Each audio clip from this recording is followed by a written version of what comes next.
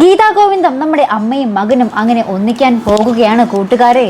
അതെ, നമ്മുടെ വിജയലക്ഷ്മിയുടെ വീട്ടിലേക്ക് ഇന്ന് ഗോവിന്ദ് വരികയും അവിടെ നമ്മുടെ അമ്മയും മകനും ആ ഒരു പരസ്പരം തുറന്ന് സംസാരിക്കുന്നൊക്കെയാണ് കേട്ടോ. വേറെ ഒന്നുമല്ല, നമ്മുടെ ധ്യാൻ്റെ കാര്യത്തിലൊരു തീരുമാനം, അത് ധ്യാൻ്റെ ജോലിക്കാര്യത്തിലൊക്കെ ഒരു തീരുമാനമാക്കാൻ വേണ്ടി വരുന്നതാണ്. പക്ഷേ ഇവരിങ്ങനെ പരസ്പരം സംസാരിച്ച് നമ്മുടെ ഗോവിന്ദിൻ്റെ ഉള്ളിലുള്ള ആ ഒരു ദേഷ്യവും വെറുപ്പൊക്കെ ആ ഒരു മുഖത്തു നിന്ന് മിന്നി മറഞ്ഞ് ആ ഒരു അമ്മയോടുള്ള ആ ഒരു സ്നേഹം വരുന്നത് നമുക്ക് കാണുവാൻ സാധിക്കും. അപ്പോൾ ഇത് നമുക്ക് വിജയലക്ഷ്മിക്കും മനസ്സിലാവുന്നുണ്ട്, നമ്മുടെ ഗോവിന്ദിൻ്റെ ആ ഒരു മാറ്റം. അപ്പോൾ നമ്മുടെ വിജയലക്ഷ്മിക്കും സന്തോഷമാവുകയാണ്.